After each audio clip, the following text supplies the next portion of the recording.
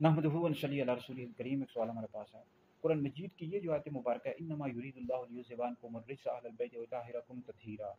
کہ اللہ رب العزت تو یہی چاہتا ہے کہ نبی کے گھر والوں تم سے ہر قسم کی ناپاکی کو دور کر دے اور تمہیں خوب ستھرا کر کے پاک کر دے۔ تو یہاں پر نبی کے جو گھر والے ہیں اہل بیت سے کون سے افراد مراد ہیں؟ اور دوسری بات یہ ہے کہ کیا جو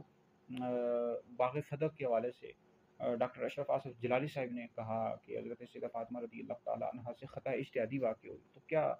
یہ درست موقف ہے یا نہیں ہے؟ لیکن سب سے پہلی بات یاد رکھیں کہ یہ جو آیت مبارکہ ہے اس میں فرمایا گیا کہ اللہ رب العزت تو یہی چاہتا ہے کہ تم سے اے نبی کے گھر والوں ہر قسم کی ناپاکی کو دور کر دے۔ تو یاد رکھیں نبی کریم علیہ الصلوۃ والسلام کی اہل بیت میں ازواج مطہرات بھی داخل ہیں۔ اہل سنت کا یہی موقف ہے کہ نبی کریم علیہ السلام کے اہل بیت میں ازواج مطہرات بھی داخل ہیں۔ اور دوسرا قول یہ ہے کہ اس سے مراد حضرت علی ہیں، حضرت فاطمہ، امام حسن، امام حسین۔ تو بہرحال اس والے سے تین قول ملتے ہیں، تو درست موقف یہ ہے کہ نبی کریم علیہ السلام کی اہل بیت میں آپ علیہ الصلوۃ والسلام کا خاندان بھی داخل ہے، آپ علیہ السلام کی ازواج مطہرات بھی، اور آپ علیہ الصلوۃ والسلام کی حضرت علی بھی داخل ہے، حضرت فاطمہ، امام حسن، امام حسین بھی داخل ہیں۔ ٹھیک ہے، یہی درست موقف ہے۔ تو باقی یہ جو اہل بیت کی محبت ہے یہ فرض ہے تمام مسلمانوں پر، اور اس حوالے سے طبرانی المعجم الکبیر میں حدیث موجود ہے کہ جب یہ آیت مبارکہ نازل ہوئی کل اسالکم علیہ اجرا الا المودۃ فی القربى، تو صحابہ کرام علیہ رضوان نے پوچھا یا رسول اللہ آپ کے قرابت دار ایسے کون سے جن کی ہم پر محبت فرض ہے؟ تو حضور علیہ السلام نے فرمایا علی، فاطمہ، حسن، حسین، تو ان کی محبت فرض ہے۔ تو یاد رکھیں جو اہل بیت ہیں ان کا ایک خصوصی پروٹوکول ہے۔ ویسے تو حضور علیہ الصلوۃ والسلام کی جو ازواج مطہرات ہیں یہ بھی اہل بیت میں داخل ہیں، لیکن جب احادیث کی کتابوں کا مطالعہ کریں، بخاری، مسلم، ترمذی وغیرہ کا،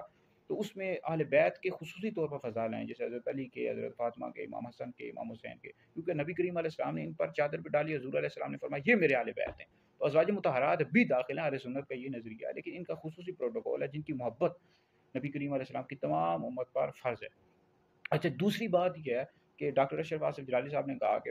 ان سے خطا اجتہادی واقع ہوئی باغ فتح کے مسئلے میں، تو اس حوالے سے میرے تفصیل کے ساتھ لیکچر موجود ہیں، مفتی دانش شادی میرا یوٹیوب چینل ہے، وہاں پر آپ سن سکتے ہیں، تفصیل کے ساتھ موجود ہے۔ تو ہم نے ڈاکٹر اشرف جلالی صاحب سے 3-4 سوالات کیے تھے کہ آپ نے جو خطا اجتہادی کہا تو اس حوالے سے آپ نے اقوال پیش کر دیے، جی فلاں تفسیر میں لکھا ہے، فلاں تفسیر میں لکھا ہے۔ آپ کو اہل سنت کا نظریہ پیش کرنا چاہیے تھا، جیسے حق پر مولا علی المرتضیٰ رضی اللہ تعالیٰ عنہ، امیر معاویہ رضی اللہ تعالیٰ عنہ سے خطا اجتہادی واقع ہوئی، یا اعلی حضرت نے فتاوی رضی اللہ 10 میں لکھا ہے، اور بھی ہمارے کابر علماء نے، یہ اہل سنت کا یہ نظریہ۔ لیکن اس حوالے سے جو حضرت فاطمہ رضی اللہ تعالیٰ عنہ کے حوالے سے آپ کہہ رہے ہیں، تو اس حوالے سے اقوال تو مل جاتے ہیں، اہل سنت کا کیا یہ نظریہ ہے، یہ جمہور اہل سنت کا یہ نظریہ ہے، شرح قائد نسوی، شرح فقہ اکبر صاحب دکھائیں۔ تو 3-4 منٹ میں ڈاکٹر صاحب یہ مسئلہ ختم کر سکتے تھے، لیکن ڈاکٹر صاحب نے طول دیا، 3 سال ہو گئے ہیں ابھی تک ڈاکٹر صاحب 3-4 منٹ میں یہ مسئلہ ختم کر سکتے تھے۔ بہرحال ہم ڈاکٹر اشرف آصف جلالی صاحب کو نہ گمراہ سمجھتے ہیں، نہ ہی اہل سنت سے خارج سمجھتے ہیں، ٹھیک ہے جی، اہل سنت کے عالم ہیں، ان سے ایک علمی غلطی ہوئی ہے، ان کو چاہیے بھائی 3-4 منٹ کے اندر یہ مسئلہ آپ ختم کریں۔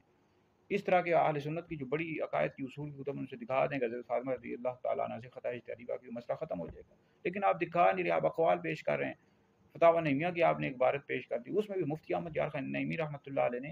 یہ نہیں لکھا کہ ان سے خطا اجتہادی، انہوں نے تو معصوم اور محفوظ کی تعریف بتائی ہے۔ تو باقی یہ ہے کہ ان کے جو شاگرد ہیں ہر کسی کو رابطی تفصیلی کہتے رہتے ہیں۔ اہل سنت کا یہ عقیدہ ہے کہ